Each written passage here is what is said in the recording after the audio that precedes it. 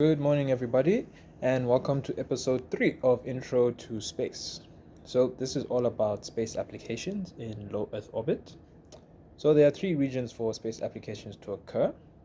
The first is called low Earth orbit, second is called medium Earth orbit, and the third region is called geostationary orbit.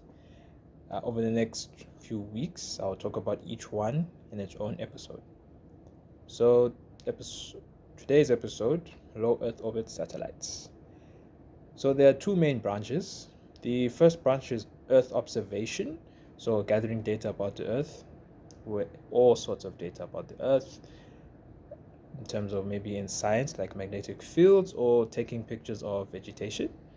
And the second branch is space observation.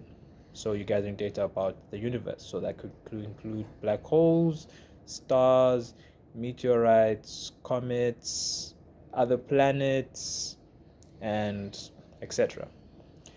The sub branches are much smaller, but they are actually also as important. So the first one is technological demonstration. So this is proving to other nations or to other companies that you can actually do the thing you say you can. So you want to prove a new concept, or you want to try proving that you can do an old concept but much better and more efficient. This is the region, and it's the cheapest. The second one is university experiments. So universities don't have a lot of money to build these big giant satellites like other commercial entities, but they can build smaller ones and improve to others that the country itself can actually build a satellite.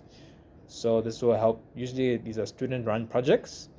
So each student has a particular part to play in, and you add all the small parts together, you can actually go and build a satellite. So usually these are planned over maybe like 7 years. You can actually build a satellite with students. So there'll be a lot of PhD theses and master theses, and maybe even fourth year projects. The fourth year project obviously won't be as intense as the master's and PhD, but it all adds up together to produce a satellite. Second one would be science experiments. So there have been many experiments that have been conducted in space, such as viruses or looking for vaccines in space. Also, maybe small student experiments also go up there. That's also another possibility, with their own experiments or whatever they need to do to get their data. The two main satellites that you might see is the ISS. So that's the big one where astronauts go to conduct their own experiments for whichever country, or for students, or for launching satellites. Yeah, you can also launch satellites off the ISS. And Hubble. So Hubble is a telescope, which there are many others, but this is the most powerful telescope.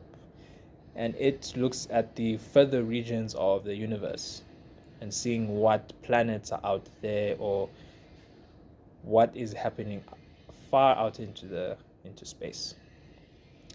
And if you want to spot satellites, actually, there are actually satellite trackers that actually allow you to go and see a satellite, usually at night, and you can actually spot them moving over you if you catch it at the right time.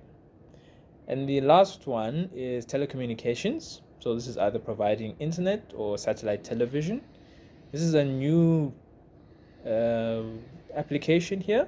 Usually it's meant for the third region, geostationary orbits, but I'll explain that when I talk about geostationary orbits and the new advancements of why we are moving to low Earth orbit for this.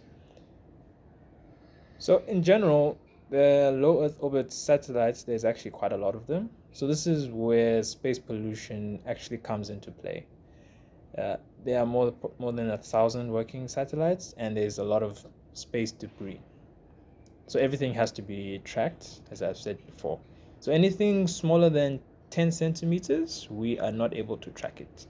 But recently, we created a new system, a new radar system that allows us to track objects smaller than 10 centimeters to create less collisions in the future.